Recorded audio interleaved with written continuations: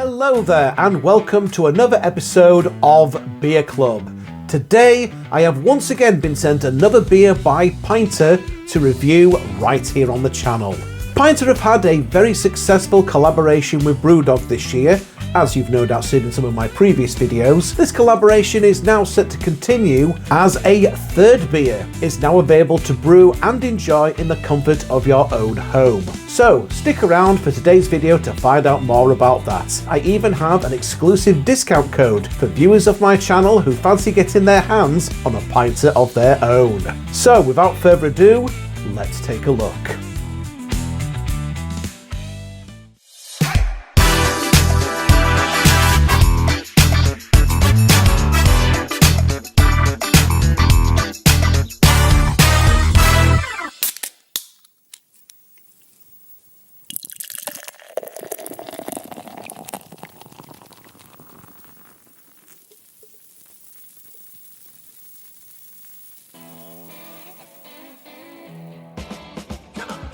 Ladies and gentlemen, the king has entered the building. Once again, Pinter have been in touch and they have sent me another Pinter pack of their latest collaboration to review here on the channel.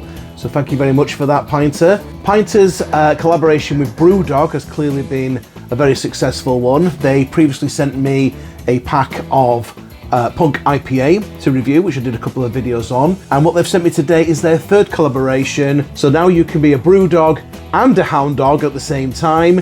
It's going to be BrewDog's Elvis Juice Remixed. So we're going to start off by opening this up.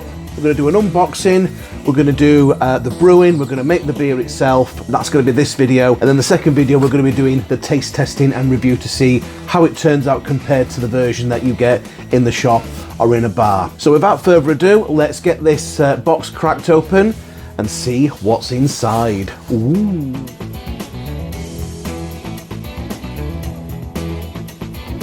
Right, here we are. Here is the unboxing part of this video. So this is going to be 6.5% ABV approximately once brewed with aromas of fruitiness and hoppiness. Let's take a look and see what we have inside. Once again we have the packaging, which again I like this. I like what they've done with whether it being just like a black pouch like it has been with some of the other ones. We've got the branding all over it. They did that with the Punk IPA. So I'm pleased to say they're doing it with the Elvis juice as well. So what we have here is grapefruit infused IPA. So tasting notes are going to be fruity, grapefruit, hoppy with mild bitterness.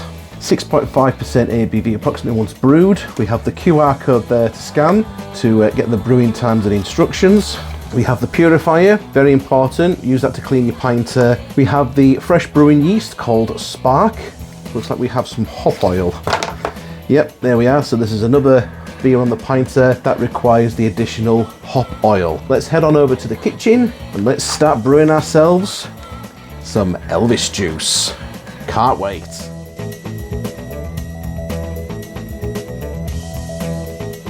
So now I'm going to take you through the full process from start to finish on how to make a beer using the Pinter. And of course, this is all detailed on the Pinter app itself, so you really can't go wrong with this. So using the app, I'm going to choose the beer that I'm going to start brewing, in this case, the Pinter /BrewDog collaboration, Elvis Juice Remixed, and I'm going for the recommended brewing time for this, which will be 9 days, followed by a further 5 days for the conditioning process. So to begin with, let's start with the cleaning and purifying process, as this is perhaps the most important thing to get done right. So you start off by setting the carbonation dial on the Pinter to 5, you then pour the purifier into the Pinter, and then fill it up with hot water up to the internal black line just there. Screw on the main cap and the tap, and then by grabbing both handles, give the Pinter a good vigorous shake for about 30 seconds. I usually have a 30-second timer video on YouTube that I use, which I'll put a link to in the video description for this. Next up, you need to attach the brewing dock to the Pinter itself. This just screws into place. You should hear it make a clicking noise. Then you need to turn this upside down. You'll hear the water rush down to the bottom. This is to make sure that the dock itself has also been purified, as we're going to be using this for the brewing process as well. After about 10 seconds, simply unscrew the dock and empty it out. This is why you want to be doing this in either the kitchen sink or in the bath if you've only got a small sink. From there, set the carbonation dial to off. You'll probably hear a hissing noise coming from the pinter, which is normal. The carbonation dial will now need to be purified as well. So turn the pinter upside down and just let the water flow through the carbonation dial for about 10 seconds or so. Next, we need to purify the tap itself. So attach the handle to the front of the pinter and pull the handle down to let the purified water run through the tap. Do this for about 5 to 10 seconds. Then remove the handle, unscrew the main cap and let all the remaining water poured out.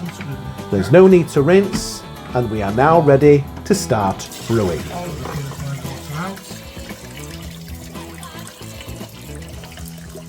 No need to rinse.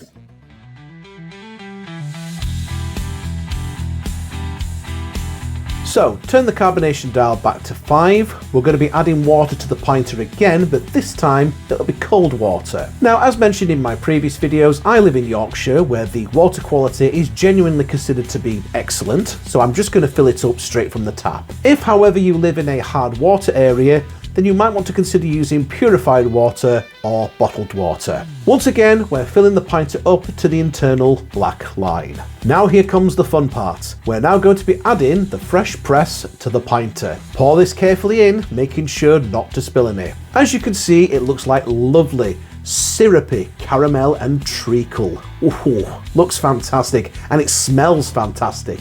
It smells great just at this point, pouring it in. Be sure to roll up the packaging and give this a good squeeze to make sure that you get every last drop out of this. From there, we're going to be adding the fresh brewing yeast into the mixture as well. As mentioned before, this beer comes with additional hop oil. We're not going to need that at the moment, so keep that to one side for the time being. Screw the main cap back on, and once again we need to give the pinter a good vigorous shake, this time for 60 seconds. Again, I have a suitable video that I use for this on YouTube, and I'll add a link to that in the video description as well.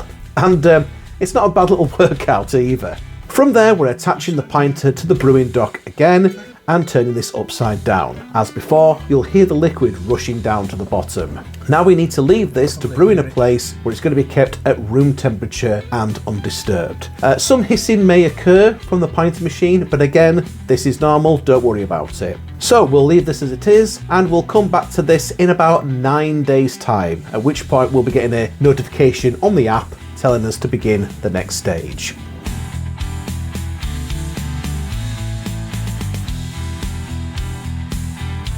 So 9 days of brewing have now passed.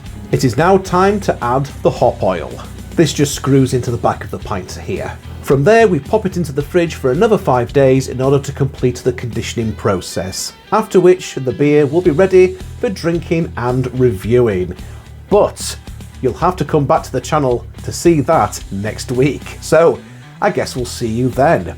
But before we finish today's video, if you liked what you've seen and are keen to join the Pinter homebrewing community, then I have a little discount code for you.